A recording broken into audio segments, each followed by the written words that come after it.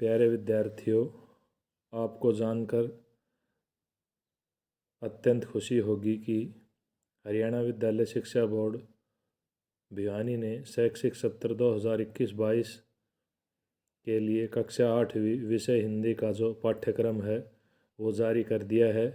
इस पाठ्यक्रम में क्या शामिल किया गया है और क्या छोड़ा गया है, इसके बारे में मैं आपके सामने अपने विचार रखूँगा। आशा है आपको ये वीडियो पसंद आएगा। ये कक्षा 8वीं का जो पाठ्यक्रम है निर्धारित किया गया है शैक्षिक सत्र 2021-22 विषय हिंदी के लिए। इसमें ध्यान देने योग्य बातें क्या हैं?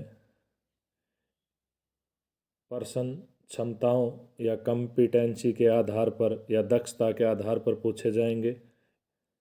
दक्षताओं में पठन कौशल, लेखन कौशल और व्याकरण पर आधारित प्रश्न होंगे। दूसरी इसमें कंडीशन लगाई गई है एनसीईआरटी और एससीईआरटी तथा अन्य प्रकाशनों की जो पुस्तकें हैं उनसे कोई भी प्रश्न नहीं पूछा जाएगा। उदाहरण के तौर पर जैसे एनसीईआरटी,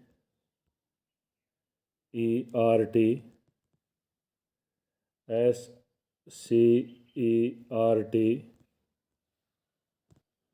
द्वारा निर्धारित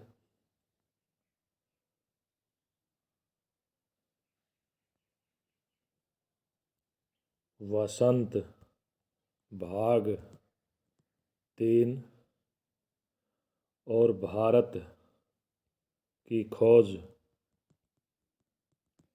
पुस्तक से एक भी एमसीक्यूज या बहुविकल्पीय प्रश्न, लघु उत्तरात्मक प्रश्न और बड़ा प्रश्न नहीं पूछा जाएगा।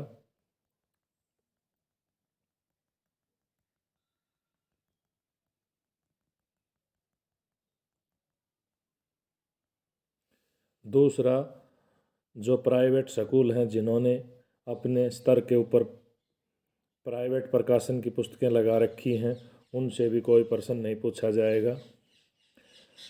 अब जो हिंदी का पाठ्यक्रम है इसमें क्या क्या शामिल होगा उसके बारे में हम अध्ययन करेंगे।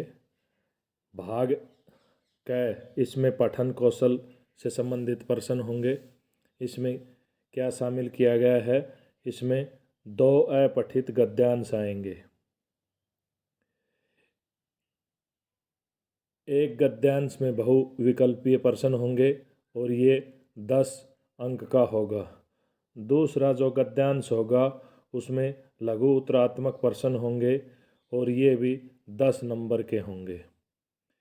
इस तरह ये दोनों मिलाकर जो पहला वाला भाग है ये 20 अंक का होगा। फिर भाग ख है, उसमें लेखन कौशल को शामिल किया गया है या लेखन कॉम्पिटेंसी या दक्षता को शामिल किया गया है। इसमें जो हमारा पेपर है उसमें पत्र लेखन आएगा, अनुच्छेद लेखन आएगा और कहानी लेखन आएगा। कहानी लिखने को कहा जाएगा और चित्र लेखन, एक चित्र दे दिया जाएगा, उस चित्र के आधार पर हमें कोई बात लिखनी है।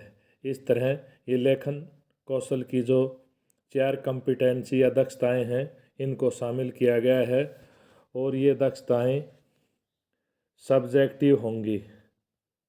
सब्जेक्टिव जैसे बड़े प्रश्न पूछे जाते हैं उस फॉर्म में होंगी। आत्मपरक का अर्थ होता है सब्जेक्टिव और ये वाला जो भाग है ये 30 नंबर का पूछा जाएगा।